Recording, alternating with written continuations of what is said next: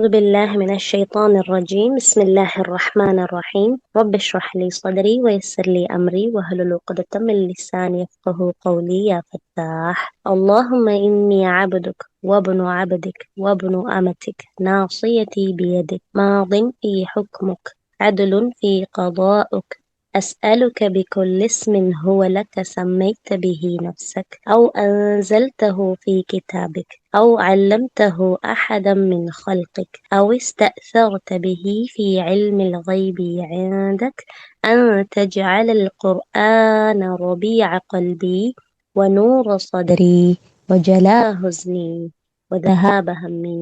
யா அல்லாஹ், குர்ஆனை எங்கள் இதயத்தின் வசந்தமாக்குவாயாக, எங்கள் நெஞ்சத்தின் ஒளியாக்குவாயாக, எங்களது துயரத்தை நீக்கக்கூடியதாகவும் எங்களது கவலையை மறைக்கக்கூடியதாகவும் ஆக்குவாயாக.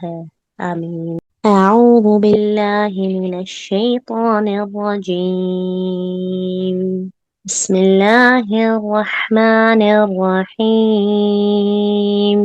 لقد سمع الله قول الذين قالوا إن الله فقير ونحن أغنياء سنكتب ما قالوا وقتلهم الأنبياء بغير حق ونقول ذوقوا عذاب الحريق ذلك بما قدمت أيديكم وأن الله ليس بظلام للعبيد.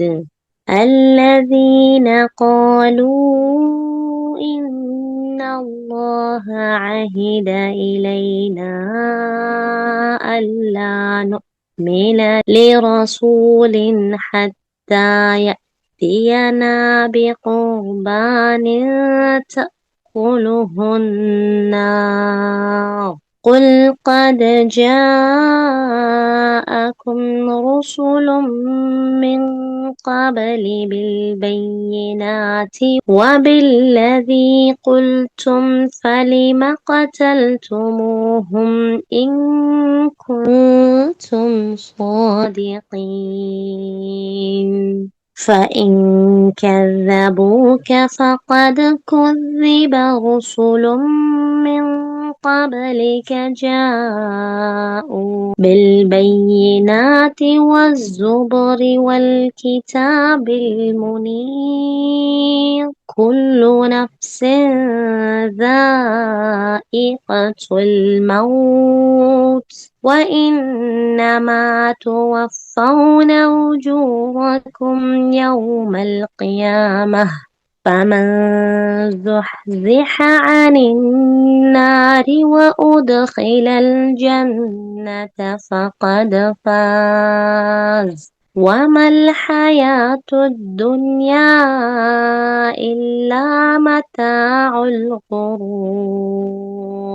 لتبلون في أموالكم وأنفسكم ولتسمعن من الذين أوتوا الكتاب من قبلكم ومن الذين أشركوا أذى كثيرا وإن تصبروا وتتقوا فإن ذلك من عزم الأمور.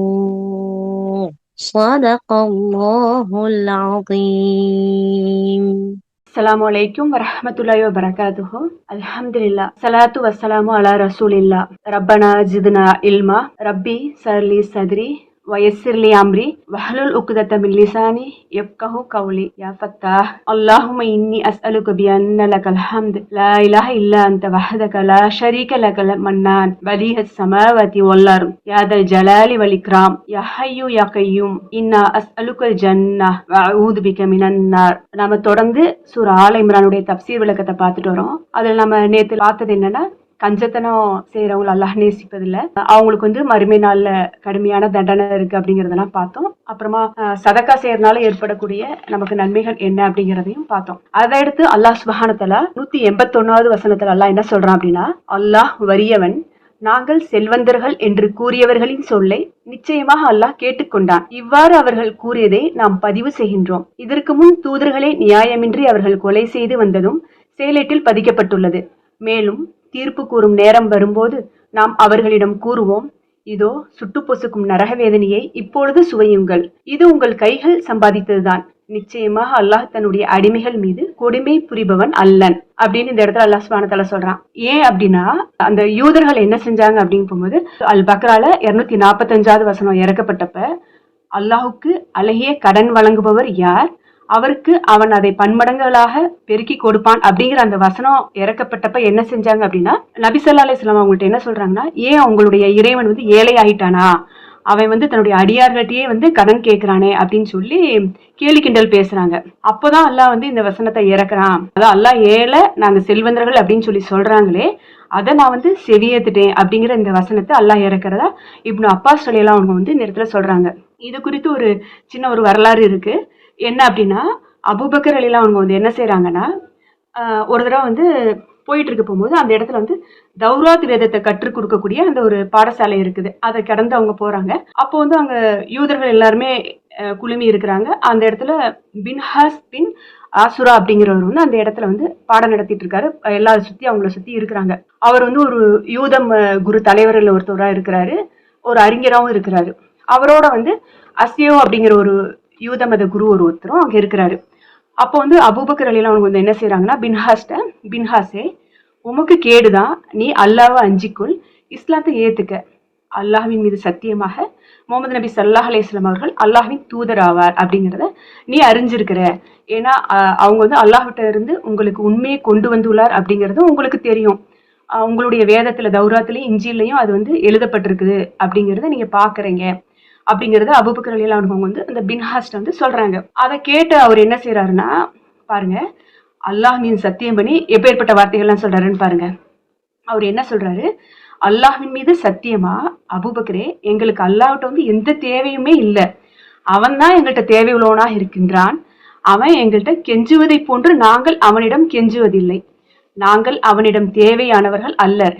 அவன் எங்களிடம் தேவையற்றவனாக இருந்திருந்தால் உங்களுடைய தோழர் முகமது நபி ஸல்லல்லாஹு அலைஹி வஸல்லம் அவர்கள் கூறுவதை போன்று அவன் எங்களிடம் கடன் கேட்டிருக்க மாட்டான். வட்டியே அவன் நமக்கு தடை செய்துவிட்டு அவன் மட்டும் நமக்கு வட்டி வழங்குகின்றானே, அவன் உண்மையிலேயே தன்னிறை உள்ளவனாக இருந்திருந்தால் நமக்கு வட்டி தர வேண்டியதில்லையே அப்படின்னு சொல்லி பதில் அளிக்கிறார். அதாவது இந்த வசனம் இருக்குதானே, அல்லாஹ் அழகிய கடன் கொடுப்பவர் யார் அப்படின்னு கேட்கிறான், அதை பன்மடங்கா கொடுப்பே அப்படின்னு சொல்லி சொல்றான்ல. இதை அந்த யூதர் அந்த பின்ஹாஸ் அப்படிங்கிறவர் என்ன செய்யறாருன்னா தவறா புரிஞ்சிருக்கிறாரு. அல்லாஹ் தனக்கு தேவை இருக்குது, அதனால அல்லாஹ் நம்மள்ட்ட கெஞ்சி கேட்கிறான் அப்படின்றும் அதை நமக்கு பன்மடங்காக்கி பின்னாடி நமக்கு வட்டியா கொடுப்பான் அப்படிங்கிற மாதிரி அவரு தவறா புரிஞ்சுக்கிட்டு இந்த இடத்துல அவர் அதை எடுத்து சொல்றாரு. அப்போ இந்த இடத்துல நம்ம ஒண்ணு புரிஞ்சுக்கணும், எப்படின்னா, ஒரு மார்க்கத்தை எத்தி வைக்கிறவங்களா இருந்தாலும் சரி, ஒரு விஷயத்த சொல்லக்கூடியவங்களா இருந்தாலும் சரி, அதனுடைய சரியான புரிதல் இல்லாம, சரியான விளக்கங்கள் இல்லாம சொல்லக்கூடாது.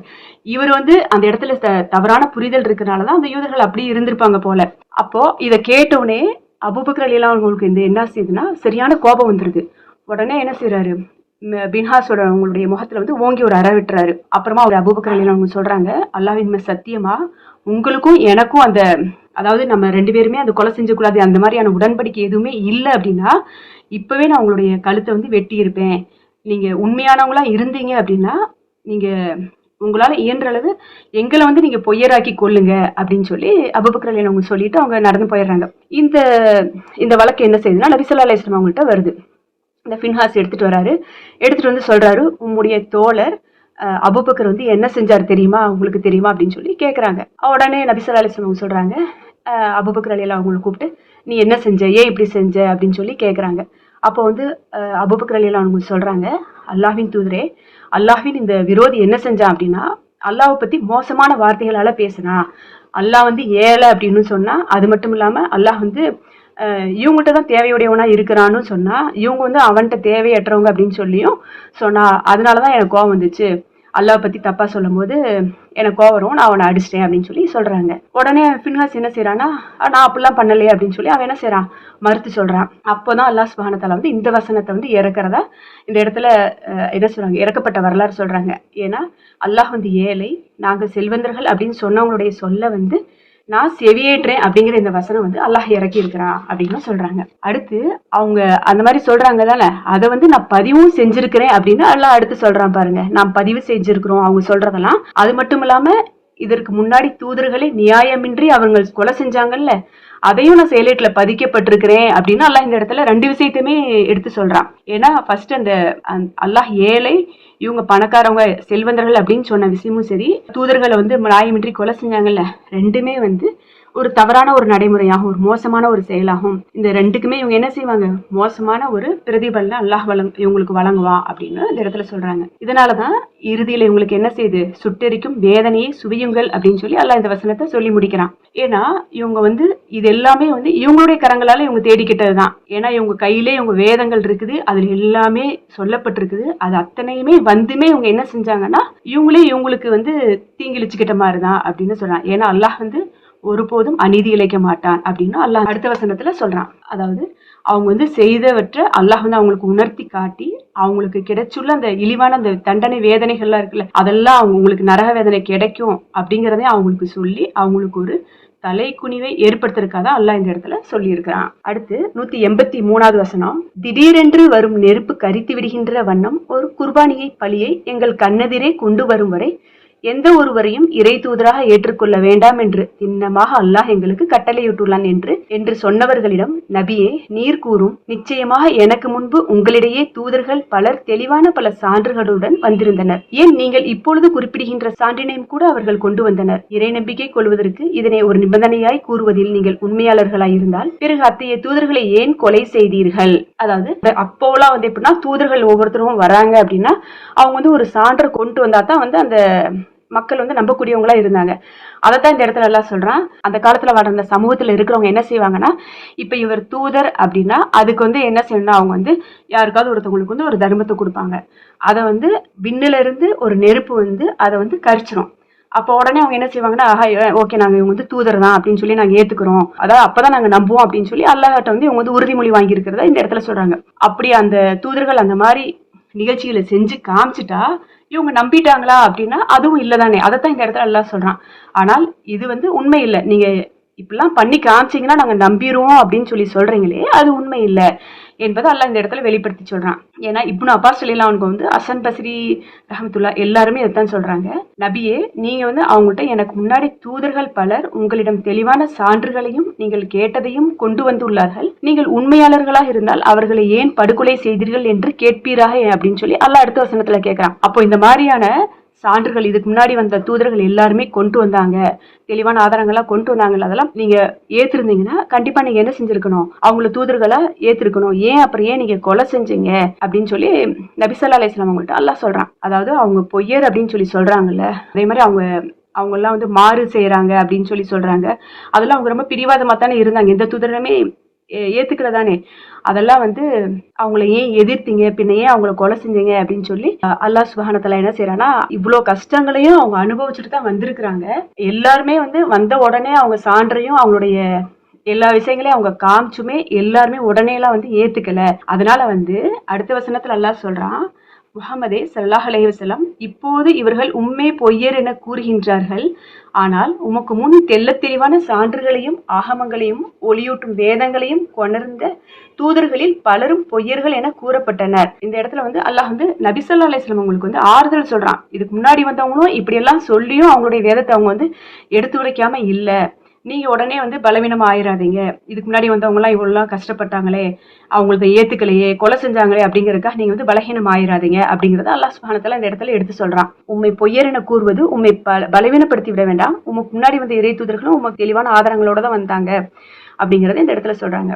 அடுத்த வசனம் 185வது வசனம், ஆக ஒவ்வொரு மனிதனும் மரணத்தை சுவைக்க வேண்டியவனாய் இருக்கின்றான். நீங்கள் அனைவரும் உங்களுடைய கூலியை மறுமை நாளன்றுதான் முழுமையாக பெறுவீர்கள். அங்கு எவன் நரக நெருப்பிலிருந்து காப்பாற்றப்பட்டு சுவனத்தில் நுழைவிக்கப்படுகின்றானோ அவனே உண்மையில் வெற்றி பெற்றவன் ஆவான். இவ்வுலக வாழ்வென்பது ஏமாற்றக்கூடிய அற்ப இன்பமே அன்றி வேறில்லை. அல்லாஹ் இந்த இடத்துல வந்து மொத்தமா படைப்பினங்கள் எல்லாத்தையும் கூப்பிட்டு சொல்றான். ஒவ்வொரு மனிதனும் ஒவ்வொருத்தவங்களுமே என்ன செய்யணும், அந்த இடத்துல மரணத்தை சுவைச்சே தீரணும். ஏன்னா ஒவ்வொருத்தருக்குமே இறப்பு இருக்குது அப்படிங்கறது இந்த இடத்துல சொல்றான். இதவே இன்னொரு வசனத்துல எப்படி சொல்லப்பட்டிருக்கு அப்படின்னா, நபியே, அதன் பூமியின் மீதுள்ள அனைவரும் அழியக்கூடியவர்களே, இறுதியில் கண்ணியமும் மகத்துவம் மிக்க இறைவனின் முகம் மட்டுமே எஞ்சி இருக்கும். இது 55வது அத்தியாயத்துல 26, 27 வசனங்களா இருக்கு. ஆக ஏக இறைவனாகிய அந்த அல்லாஹ் தான் எப்பவுமே என்ன நித்திய ஜீவன் மட்டும்தான், அவனுக்கு மரணம் இல்ல.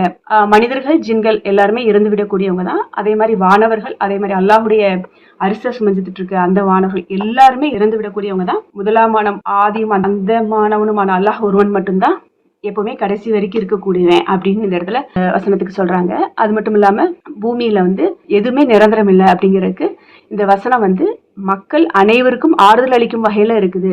ஏன்னா இப்போ நினைச்சிட்டு இருக்கலாம், முஸ்லீம்கள்லாம் இருப்பாங்க, நான் முஸ்லீம்ஸ் இறந்துருவாங்க அப்படிங்கிறது இல்லாம எல்லாருமே இருக்கக்கூடியவங்க தான், பூமியில யாருமே தங்க போறதில்லை அப்படின்னு சொல்லி மனிதர்கள் எல்லாருக்குமே ஆறுதல் அளிக்கக்கூடியதா இந்த வசனம் இருக்கு. பிறகு காலம் அழிந்து ஆதி மனிதர் ஆதம் அலைஹிஸ்ஸலாம் அவங்களுடைய முதுகுந்தண்டுல இருந்து அந்த உயிர் இதோட போதும் அப்படின்னு சொல்லி தீர்ந்து போகும் அப்படிங்கிற வரைக்கும் அல்லாஹ் என்ன செய்வான்னா படைப்பினங்களை படைச்சிட்டே தான் இருப்பான். அது முடிஞ்ச உடனே அல்லாஹ் என்ன செய்வான், மறுமை நாள ஏற்படுத்திடுவான். அப்போ அந்த படைப்பினங்கள் செய்த முக்கியமா அந்த சாதாரணமான கூடுதலான குறைவான பெரிய சிறிய எல்லாம் அவங்கவுங்க செஞ்ச அவங்கவுங்க பாவத்துக்கு இருப்ப அல்லாஹ் அந்த இடத்துல என்ன செய்வான், அவங்களுக்கு உண்டான அந்த பிரதிபலனை வழங்குவான். யாருமே என்ன செய்ய முடியாது, அந்த இடத்துல தப்பிக்க முடியாது, யாருக்கும் அந்த இடத்துல அநீதி இழைக்கப்படவும் மாட்டாது. இதனாலதான் நீங்க ஒவ்வொருத்தருக்கும் உங்களுக்குரிய பிரதிபலன் அல்லாஹ் என்ன செய்வான், மறுமை நாள்ல தருவேன், முழுமையா உங்களுக்கு தருவேன் அப்படின்னு இந்த இடத்துல சொல்றான். இந்த இடத்துல அலி பின் அபி தாலிப் ரலியல்லாஹு அன்ஹு ஒரு சேர்த்து சொல்றாங்க. எப்படின்னா, நபி ஸல்லல்லாஹு அலைஹி வஸல்லம் அவங்க இறந்தப்ப அவங்களுடைய இறந்த செய்தி கேட்டு அப்போ அவங்க குடும்பத்தார்ல இருந்து ஒருத்தர் வர்றாரு. அவருடைய சத்தம் மட்டும் கேக்குது, ஆனா அவருடைய உருவம் யாருக்குமே தென்படல. வந்தவர் என்ன செய்யறாரு அப்படின்னா, நபி ஸல்லல்லாஹு அலைஹி வஸல்லம் அவங்களுடைய குடும்பத்தார்கிட்ட சலாம் சொல்றாரு. சலாம் சொல்லிட்டு, ஒவ்வொருத்தவங்களும் ஒவ்வொரு உயிருமே இறப்ப சுவைக்கக்கூடியதாவே இருக்கிறோம், நீங்க உங்களுக்குடைய அந்த பிரதிபலன்கள், அதாவது நன்மை தீமை எதுவோ அதை மறுமை நாள்ல நீங்க முழுமையா வழங்க பெறுவீங்க. ஒவ்வொரு துன்பத்துக்கும் அல்லாஹ்விடம் ஆறுதல் இருக்குது. நன்மை செஞ்சா நன்மை, தீமை செஞ்சா தீமை, அழிந்து போகும் ஒவ்வொன்றுக்கும் அவன்கிட்ட மாற்றம் இருக்கு. அதே மாதிரி கை நழுவி போன ஒவ்வொன்றுக்குமே அவன்கிட்ட தீர்ப்பு இருக்குது அப்படிங்கிற மாதிரி சொல்றாங்க. அது மட்டும் இல்லாம, எனவே அல்லாஹ்விடம் நீங்க என்ன செய்யுங்க, நம்பிக்கை வைங்க, அவன்கிட்டயே எதிர்பாருங்கள், எதையா இருந்தாலும் வேற யார்ட்டையும் எதிர்பார்க்காதீங்க. அல்லாஹனுடைய வெகுமதி மறுக்கப்பட்டவரே உண்மையில துன்பத்திற்கு ஆளானவங்களா ஆவாங்க அப்படின்னு சொல்லிட்டு சலாம் சொல்லிட்டு அவர் மறைஞ்சாரு. இதை சொல்லிட்டு அலி ரலியல்லாஹு அன்ஹு சொல்றாங்க, இவர் யார் அப்படின்னு சொல்லி உங்களுக்கு தெரியுமா அப்படின்னு சொல்லி அங்க இருக்கிறவங்கள்ட்ட கேட்டுட்டு அவர் அலி ரலியல்லாஹு அன்ஹு சொல்றாங்க, இவரு தான் கலீர் அலைஹிஸ்ஸலாம் அவங்க அப்படின்னு சொல்லி சொல்றாங்க. இந்த செய்தி நூல் தப்சீர் இப்னு அபி ஹாத்திம் தபரானி இதெல்லாம் இடம்பெற்றிருக்கு. அடுத்து யார் நரகத்திலிருந்து விலக்கி வைக்கப்பட்டு சொர்க்கத்திற்குள் அனுமதிக்கப்பட்டாரோ அவர் வெற்றி அடைந்து விட்டார் என அல்லாஹ் அந்த வசனத்துல அல்லாஹ் சொல்லியிருக்கானே.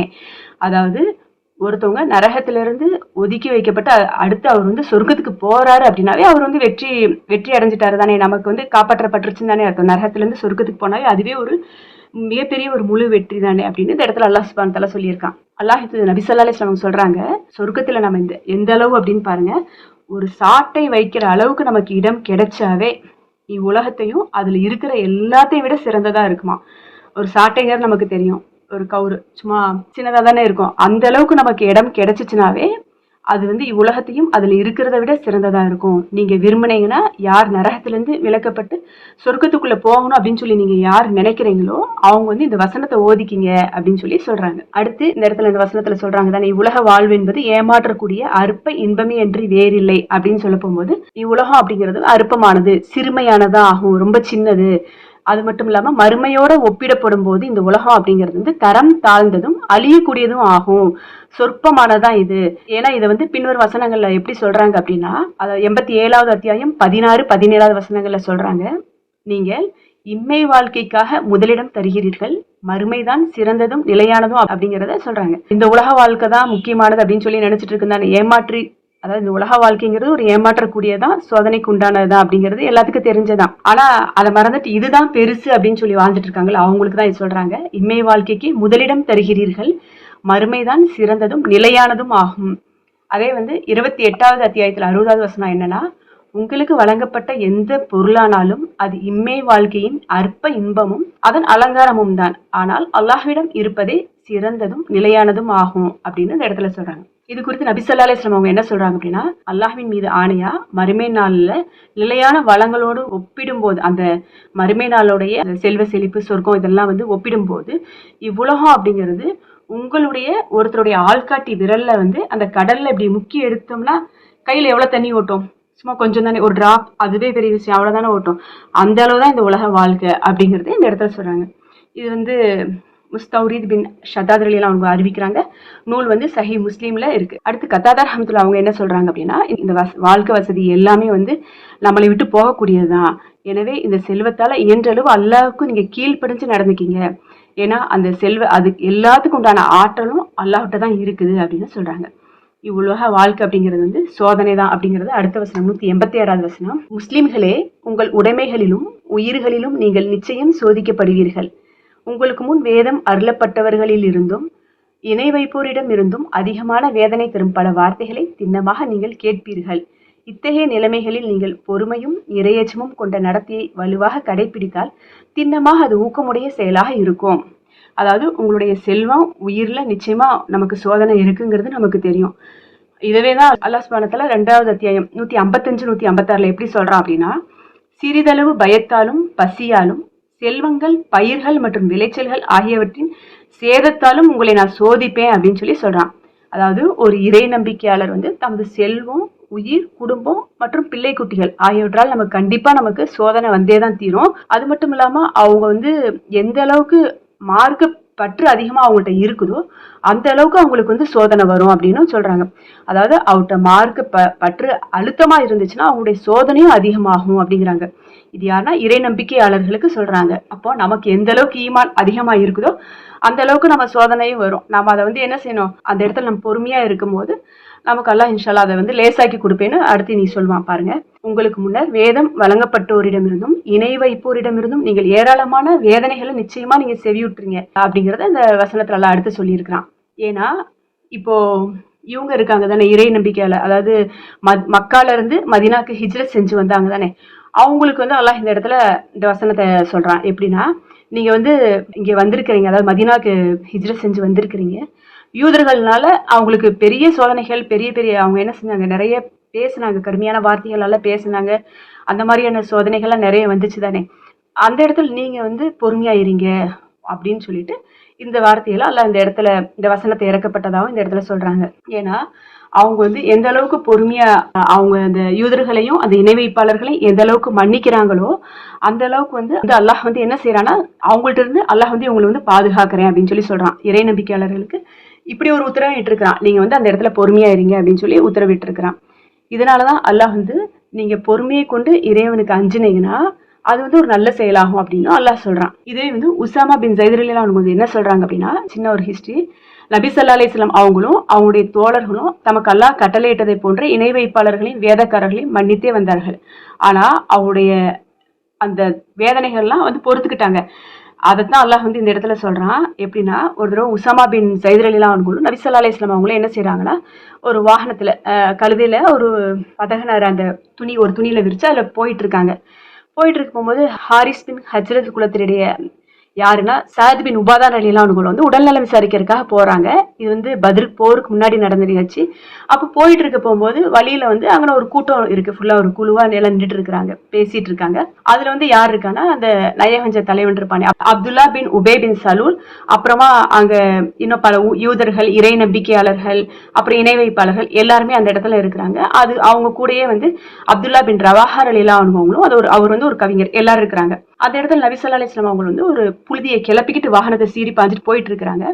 அப்போ வந்து அந்த அப்துல்லா பின் உபே என்ன செய்யறான்னா மூஞ்சியில வந்து அந்த துணி வச்சு இப்படி பொத்திக்கிட்டு தூசி வர எங்கள் மீது புழுதியை கிளப்பாதீங்க அப்படின்னு சொல்லி சொல்றான். அப்போ வந்து நபி ஸல்லல்லாஹு அலைஹி வஸல்லம் அவங்க வந்து என்ன செய்யறாங்கன்னா அங்க அந்த அவையோருக்கு முகமது சலாம் சொல்லிட்டு வாகனத்தை நிறுத்திட்டு அங்க வந்து என்ன செய்யறாங்கன்னா இஸ்லாத்தை எத்தி வைக்கிறாங்க. உடனே அப்துல்லா பின் உபே என்ன செய்யறாங்கன்னா நபி ஸல்லல்லாஹு அலைஹி வஸல்லம் அவங்கள்ட்ட, மனிதரே நீ கூறது உண்மைனா அதை வந்து நீ வேற எங்கேயாவது போய் எடுத்து வை, இங்க வந்து நீ சொல்லாத, இந்த சபையில் நீ சொல்லாத, எங்கள்கிட்ட வந்து தொல்லை தராத, உங்களுடைய இருப்பிடத்திற்கு நீ செல்லு அப்படின்னு சொல்லி அவன் வந்து நபி ஸல்லல்லாஹு அலைஹி வஸல்லம் அவங்க வந்து சொல்றான். அப்போ வந்து அப்துல்லா பின் ரவாஹா ரலியல்லாஹு அவங்க வந்து என்ன செய்யறாங்க அப்படின்னா, அல்லாஹ்வின் தூதரே வாங்க நம்ம வந்து தனியா போய் வேற ஒரு அவையில் நம்ம வந்து இதை பத்தி பேசுவோம் அப்படின்னு சொல்லி கூட்டிட்டு போயிடறாங்க. இதற்கிடையில என்ன ஆகுதுன்னா, அந்த முஸ்லீம்களும் இணை வைப்பாளர்களும் என்ன செய்யறாங்கன்னா ஒருவருக்கு ஒரு சண்டை போட்டுக்கிறாங்க. யூதர்கள் எல்லாருமே சேர்ந்து சண்டை போட்டுருக்காங்க. அதை வந்து நபி ஸல்லல்லாஹு அலைஹி வஸல்லம் வந்து என்ன செய்யறாங்கன்னா அமைதிப்படுத்தி அவங்கள வந்து சீர்படுத்துறாங்க, சண்டை போடாதீங்க அப்படின்னு சொல்லிட்டு. அப்புறமா நபி ஸல்லல்லாஹு அலைஹி வஸல்லம் வந்து என்ன செய்யறாங்கன்னா தங்களுடைய வாகனத்துல ஏறி அந்த சாது ரலியல்லாஹு அன்ஹு அவங்களை வந்து விசாரிக்கிறதுக்கா போறாங்க.